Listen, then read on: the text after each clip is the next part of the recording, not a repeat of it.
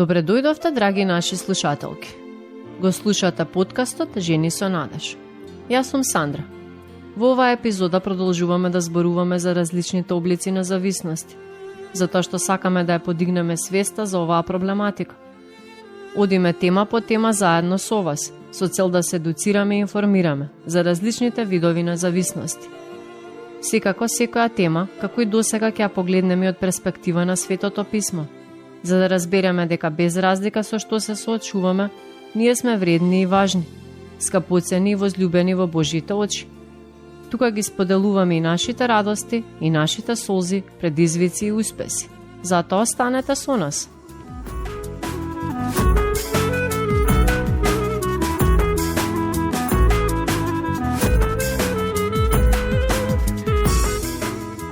Да, драги слушателки, продолжуваме да размислуваме за тешки теми, но многу потребни. Не знам дали сте забележале, но барем еднаш неделно на вестите слушаме за апсење на некакви дилери, за кривични дела што ги направил некој зависник и слично. А потоа најчесто новинарите им поставуваат прашања на стручните лица за оваа проблематика. Одговорот секогаш е ист – превенција. Да се работи на превенција. Изгледа дека знаеме се за се, но тогаш зошто и понатаму мора да зборуваме за превенција? Очигледно затоа што и понатаму е потребна. Токму од таа причина и ги снимаме овие епизоди, за барем делумно да бидеме дел од превенцијата. Досега ги обработивме темите за таблетоманија, алкохол, амфетамини, кокаин и марихуана. А денес ќе зборуваме за можеби застарен вид на дрога, хероинот. Не на прашање е дали е застарена или не. Иако денес велат дека хероинот веќе не е во тренд и дека се намалува неговата употреба, Службата за борба против дрога сепак укажува дека хероинот е дрога која може би се конзумира помалку, но се уште се користи, и тоа во бројки кои воопшто не се прифатливи. Интересна е историјата на овој вид дрога. Да, би рекле дека хероинот од секогаш постоел. Илјадници години пред Христа, во Месопотамија, Египет, а подоцна и во античка Грција се одгледувал опиумскиот мак. Со засекување на незрелите чаури се собирала велузлава супстанца, опиумот. Трговијата со опиум била многу развиена, а опиумската зависност била дури општествено прифатена. Опиумот најчесто се конзумирал со пушење, а се користел и во медицински цели. Таткото на медицината, Хипократ, го сметал за наркотик и лек за различни болести. По осудата, Сократ за своето погубување добил напиток што содржал мешавина од бела билка, кукута и опиум, символ на вечниот сон. Тогаш тоа се користело и како средство за еутаназија и самоубиство. Хероинот подоцна се користел како лек против болка и против кашлица, бидејќи туберкулозата и воспалението на белите дробови тогаш биле смртоносни болести. Лековите се произведувале во Бауер, но после низа истражувања биле забележани сериозни негативни последици од овие лекови, па во 1913 година Бауер целосно го прекинале производството. Во САД, пак во 1924 година целосно се забранува употребата и производството на хероин, и тој престанува да се користи во медицински цели. Бидејќи и Моника е тука со нас, ќе ја замолиме да ни објасни нешто повеќе за каков вид дрога станува збор и како се консумира. Здраво и од мене. Хероинот е полусинтетичка тешка дрога која се добива од морфин, а според дејството припаѓа на опиоидите. Тоа е најсилниот наркотик достапен на улица. Неговото производство и употреба се забранети во поголемиот број држави. Хероинот е депресант на централниот нервен систем, го успорува срцето, дишењето, го намалува крвниот притисок, предизвикува ширење на крвните садови и намалена активност на цревата, што доведува до запек. Освен предозирањето, голем ризик постои кога хероинот се зема заедно со алкохол или таблети за смирување, или кога човек е многу изморен. Таквата комбинација повеќекратно ја успорува работата на организмот. Хероинот се конзумира преку вшмркување, пушење или интравенозно. Почетниот ефект веднаш по земањето е огромен, еуфоричен налет. Проследен со чувство на опуштеност и топлина, сигурност, исчезнување на болката, тешкотијата и напнатоста, лутината, фрустрациите и агресијата исчезнуваат, а се јавува чувство на сигурност и љубов кон себе. По минувањето на почетната еуфорија следи пријатно, опуштано чувство на смиреност и задоволство. Понекогаш, особено при првите конзумирања, се јавува мачнина и повраќање. Колкава зависност предизвикува? Хероинот предизвикува многу силна физичка и психичка зависност. Физичката зависност опфаќа нарушено функционирање на организмот по престанокот на внесувањето. Се карактеризира со појава на абстиненска криза 24 до 48 часа по последното земање на хероин. Тие симптоми вклучуваат немир, болка во мускулите и коските, мачнина, несоница, пролив, потење, надразната слузница, течење нос, кивање, треска и повраќање. Обично траат 7 до 10 дена, но понекогаш и 3-4 пати подолго кај лица со долг стаж во користење дрога или кај оние кои абстинираат од метадон, кој предизвикува уште потежок и подолготраен абстиненциски синдром. Психичката зависност е потешка за надминување, а се карактеризира со силна, неконтролирана желба за секојдневно земање дрога, негирање на проблемот и променето разбирање на реалноста. Размислувајќи нерационално, личноста под влијание на огромната желба за дрога станува несвесна за ризиците и последиците. Хероинот станува единствена цел поради која се прекинуваат речиси сите други активности, а ако не го земе, се чувствува нервозно, раздразливо и напнато. Долготрајната употреба создава толеранција, потребни се се поголеми количини за да се постигне еуфоричен ефект, кој по некое време целосно исчезнува, па хероинот се зема само за олеснување и за избегнување на непријатните физички и психички симптоми. Абстиненцијата ја намалува толеранцијата, па чест причинител на смрт е земање доза на која телото претходно било навикнато. Но после една таква пауза, истата доза станува смртоносна. Абстиненските кризи кај повеќе годишни корисници започнуваат 12 часа по последното земање дрога и најчесто траат 3 до 5 дена, а во екстремни случаи до 7 дена. Во зависност од чистотата на хероинот. Почнуваат со лесно тресење, губење апетит и малаксаност, а по неколку часа преминуваат во вртоглавици, повраќање, силни болки во коските и мускулите, депресија, силно тегнење во бутните мускули, несоница и друго. Психичката зависност настанува по физичката и може да трае со години. Наркоманите толку се врзуваат за хероинот што се околу нив ги потсетува на дрогата. Чести се случаите кога се врзуваат и за самиот чин на набавка, така наречен шема, за одредени терени и паркови што ги асоцираат на местата каде што го набавувале. Често им се чини дека го чувствуваат мирот на сварен хероин, сето тоа го отежнува враќањето во нормалниот живот и ги турка повторно кон дрогата, продолжувајќи таму каде што застанале пред абстиненцијата. Моника, иако предпоставувам какви последици има консумирањето хероин, сепак кажи ни нешто поконкретно за тоа. Долготрајната употреба на хероин предизвикува многу штети, кои не мора секогаш директно да се поврзани со дрогата.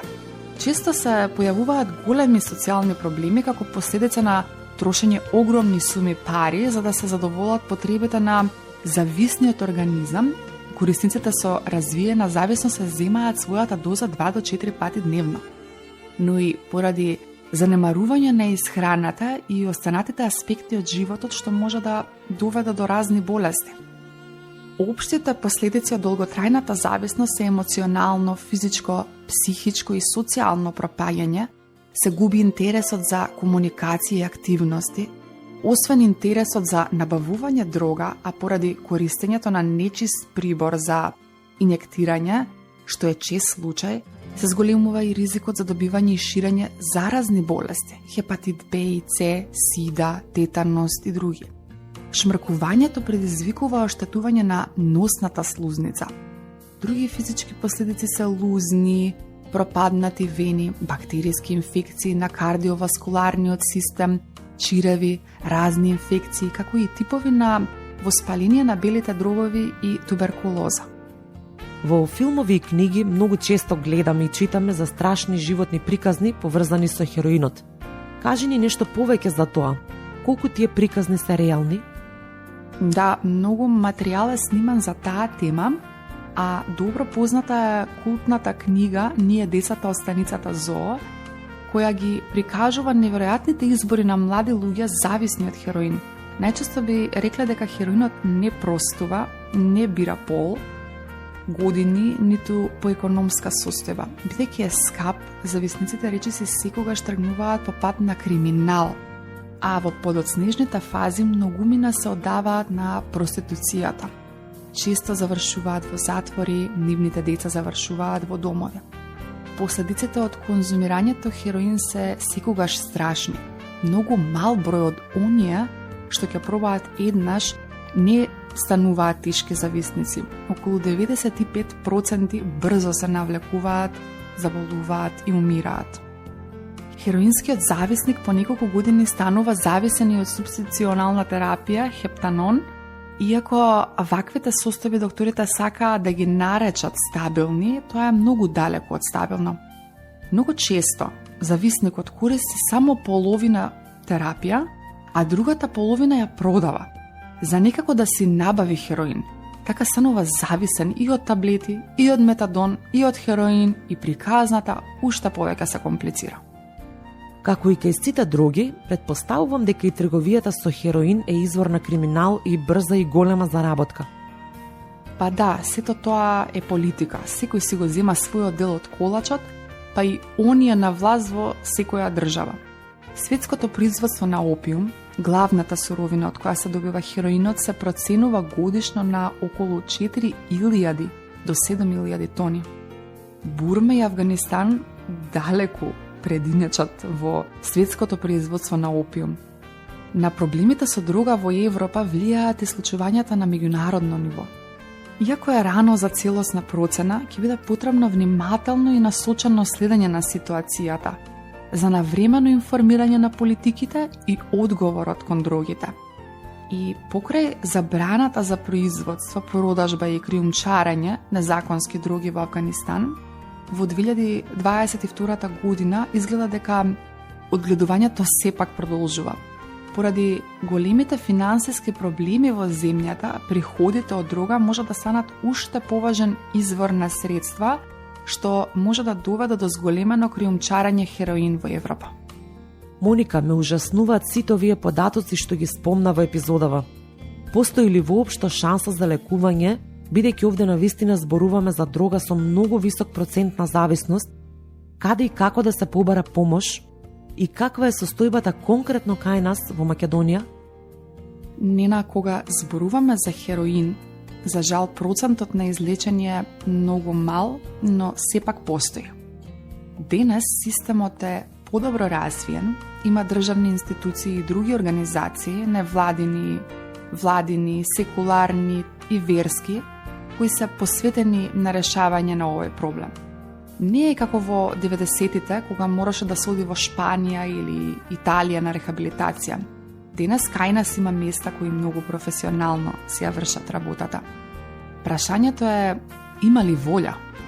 Бидејќи ако нема волја кај зависникот, тогаш никаква помош, ни едно место и ни една терапија не може да му помогне. Е, тука доаѓаме до вистинскиот проблем. Како да мотивираме некого да оди на лекување, кога целосно ја има изгубено надежта, не наоѓа сила, е убедена дека нема смисла и дека за неа нема спас? Во овие наши епизоди зборуваме за тоа дека постои надеж. Затоа не би сакала премногу да ја замрачувам атмосферата, не затоа што сакам да внесам лажна надеж, туку затоа што надеж на вистина постои, дури и кога зборуваме за лекување од зависност од хероин. Нена, сега Сандра ќе прочита писмо од една наша слушателка.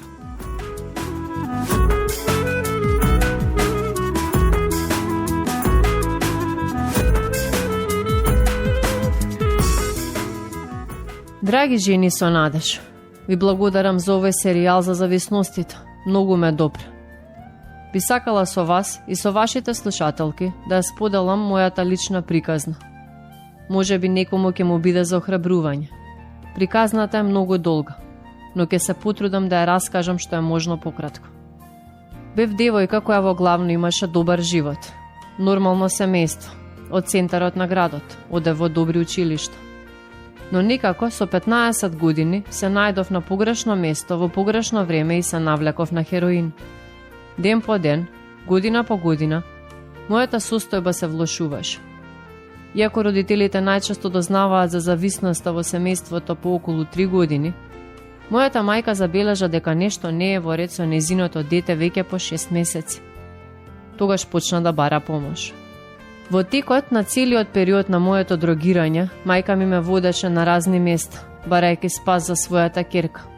Ги обиколивме сите психијатри, приватни и државни, разни терапии, алтернативна медицина, кинезитерапија, акупунктури, гатачи, но ништо не делуваше. Без разлика на се, јас и понатаму постојано се дрогирав. Не можев да му се спротиставам на хероинот. Ја сакав мајка ми, сестрите, семејството. Ми беше неверојатно жал што нанесувам толку болка во домот. Но зависноста беше посилна. За да не им бидам пред очи, брзо го напуштив домот и отидов да живеам со дечко ми, само за моите да не ме гледаат таква. Повеќе пати се обидував да се тргнам од хероинот, но тоа траеше само ден-два и повторно се враќав. Првите 6 месеци може би ужива во зависност, но потоа тоа стана мачење, вистински пекол. Го земав хероинот само за да не бидам во болки, за да заборавам дека сум зависничка, за да го преспијам денот, животот, кој не беше живот. Верував дека некаде во звездите ми пишува дека сум осудена да бидам зависник и дека така ќе го завршам животот. Од една страна тоа силно го посакував, а од друга страна немав храброст да извршам самоубиство. Така преживував ден по ден, а при секое земање хероин се надевав дека ќе биде последно. Кога сваќав дека се уште сум жива, плачев. Тој живот беше исполнет со криминал, страф од полиција и затвор, постојана напнатост, луѓе околу мене кои исто така беа деликвенти. Преживеав злоставување од секаков вид. По 10 години таков живот бев на крајот од силите. Девојка од 160 см и 45 кг.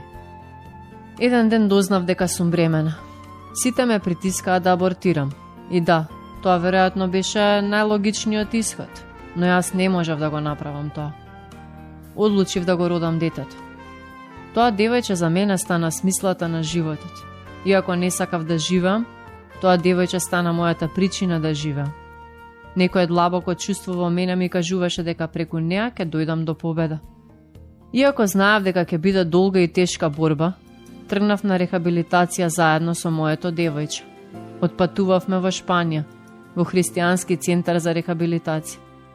Таму ја запознав Исусовата љубов. Таму го запознав Исус. Примив опростување, примив нов живот, станав нова личност, целосно нова. Денес сум мажена и мајка на 5 деца. Работам со зависници, а моето девојче сега е жена. Успешна, прекрасна, здрава жена. Ја крстив Ника по божицата на победата. Нике, што значи победа. Иако тогаш уште не го познавав Бога, верував дека таа ќе ми донесе победа. Сега знам дека тогаш добив пророчки збор. Знаете, во Римјаните 8:28 Павле вели: а знаеме дека на оние што го љубат Бога и се повикани по Негова волја, се им содействува за добро. И ние како семејство го засакавме Бога, и тој се сврта на добро. Го ставивме на прво место, и тој, и по 24 години, се уште се изведува на добро. Виктор Франкл, психијатар и основоположник на логотерапијата, терапијата на смислата, зборува за тоа колку е важно човекот да има живот на цел. А кога ќе го запознаеш Бог, тој секогаш има живот со цел што сака да ти го понуди. Во него добиваш се. Најпрво, тој е лекар. Исус рече во Лука 5:31: Здравите немаат потреба од лекар, туку болните. Не сум дошол да ги повикам праведните на покаяние, туку грешните. Прво те оздравува, па ти дава нов живот, ти го покажува патот. Во Јован 14:6 вели: Јас сум патот, вистината и животот. Никој не доаѓа кај Отецот освен преку мене. Тој ти ја открива вистината и за себе самиот. Во Јован 8:32 пишува: И ќе ја спознаете вистината, и вистината ќе ве ослободи. Првиот библиски стих што го запамтив кога почнав да ја читам Библијата беше од Еремија 33:3. Повикај кон мене, и јас ќе ти одговорам. Ќе ти покажам нешто големо и недостапно, нешто што не го знаеш. И кога ќе те промени, Бог конечно ти ја открива целта за твојот живот. Дали тоа значи дека треба да го следиме нашето срце? Тоа денес многу се промовира. Следи го своето срце, мисли на себе, само да ти биде убаво, да не страдаш, туку да си радосен. Не, никако. Прво за срцето во Еремија 17:9 пишува: Лукаво е човечкото срце повеќе од се и е наполно расипано. Кој ќе го разбере? Хуманистичката психологија денес е на врвот. Изгледа дека го сака доброто за човекот, но на крајот токму него го уништува. Зошто го велам тоа? Бидејќи е докажано дека човек кој е свртен кој себе си е несреќен човек. Ние не сме создадени за себичност, туку за несебично давање од себе на ближниот. Така не создаде Создателот. Кога сме свртени кон себе си и своето уживање, тоа е само привидна и краткотрена среќа. Вистинското исполнување доаѓа тогаш кога го даваме својот живот за другиот, а тоа воопшто не е лесно. Бара жртва, солзи, откажување, прошка, непријатни чувства. Исус не учи во Матеј 5:38-42. Се слушнале дека е речено: Око за око, зап за зап. Јас пак ви велам, не противете се на лукавиот. Ако некој ти удри по десниот образ, заврти му го и другиот. А оној што сака да се суди со тебе и да ти ја земе кошулата, дај му ја наметката. И ако некој те присили да одиш со него 1 милја, ти оди 2. Но оној што бара од тебе, дај му и не одбивај го оној што ти сака нешто назаем. И понатаму сте чуле дека е речено. Сте слушале дека е кажано: Љуби го својот ближен, а мрази го непријателот. А јас пак ви велам: Љубете ги непријателите свој и молете се за оние што ве гонат. А јас ви велам: Љубете ги своите непријатели и молете се за оние што ве гонат, за да бидете синови на вашиот Отец Небесен. Бидете совршени како што е совршен вашиот Отец Небесен. Ајде да се помолиме заедно. Небесен Татко, ти благодариме за твојата добрина и милост. Те молам за сите наши слушателки. Благослови ги, посети ги во нивните потреби. Откри им се, помогни им. Слушни ги нивните молитви и услиши ги. Утеши ги, исцели ги, дај им полнота на живот, цел, смисла и насок. Во Исусовото име те молиме. Амин. Ти благодарам, Сандра. Колку поука има во овие стихови. Размислувајте за нив во текот на оваа недела. Драги слушателки, читајте го Светото писмо. Тоа буквално го крепи духот, а кога духот ни е добар, тогаш и телото е добро.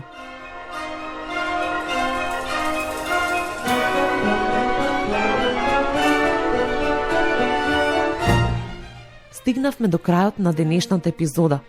Ве молиме, доколку некоја од вас се соочува со овој проблем, сакам да знаете дека тимот на Жени со надеж работи на поврзување на оние кои го имаат овој проблем со институции каде што може да се добие соодветна помош. Затоа не двоумете се, побарајте помош за себе или за некој близок. Слободно пишете ни на zenisonades@gmail.com или пронајдете не на Facebook и Instagram страните под името Жени со надеж. Заследете не и придружете ни се и во следната епизода. Бог нека ве благослови вас и вашите семејства.